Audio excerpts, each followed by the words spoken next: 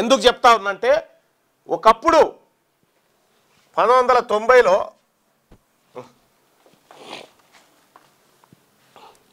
రాను రాను రాజుగుర్రం కంచెరగాడిది అయినట్టుగా బీసీల రిజర్వేషన్ పరిస్థితి ఏడుకొచ్చిందో ఒకసారి చూడండి.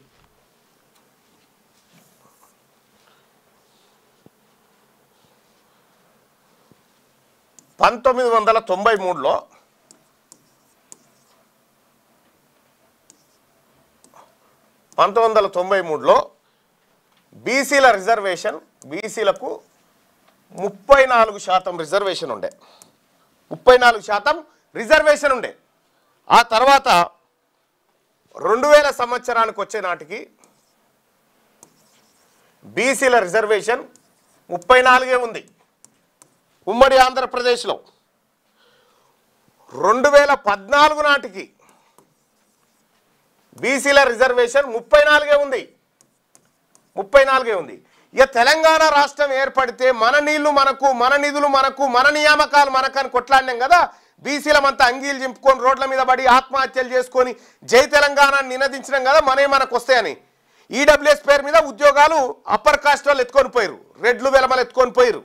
ఓకే, అవి అటుపైన నిధులు వచ్చేసి లక్షల కోట్ల రూపాయలు కేసీఆర్ ఫ్యామిలీ దోపిడీ చేసింది. ఇప్పుడు రేవంత్ రెడ్డి కుటుంబం దోపిడీ చేస్తూ ఉంది. నిధులు ఇటుపైన. ఇక నియామకాలు ఈ 34 పోయి 43 అన్నా 42 అన్నా అవుతుంది అనుకున్నాం. కానీ కాకపోగా 2018కి వచ్చేసరికి 34 ఉన్నటువంటి రిజర్వేషన్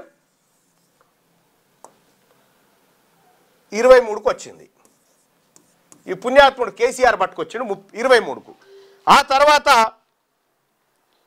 42% రిజర్వేషన్ ఇస్తామన్న కాంగ్రెస్ పార్టీ ఇప్పుడు 2025కు వచ్చేసరికి రిజర్వేషన్ ఎక్కడికొచ్చింది ఎరికైనా 22% వచ్చింది. 22% వచ్చింది. ఓతాను అది కూడా లేదు, జీరో. ఇప్పుడు దీనికి అవ్వలేడు, అయ్యలేడు, ఈ బీసీలకు అడిగేటోడు లేడు. మరి వివిధ పార్టీలలో వాళ్ళ జెండాలు మోసుకుంటా మా నాయకుడు, మా యువనేత, మా నాయకుడు, మా ముఖ్యమంత్రి అని చెప్పి తిరుగుతున్న బీసీలారా ఒక్కసారి అద్దం ముంగట నిలబడి ఏం జరిగిందో నీ ముఖం ఒక్కసారి అద్దంలో చూసుకో.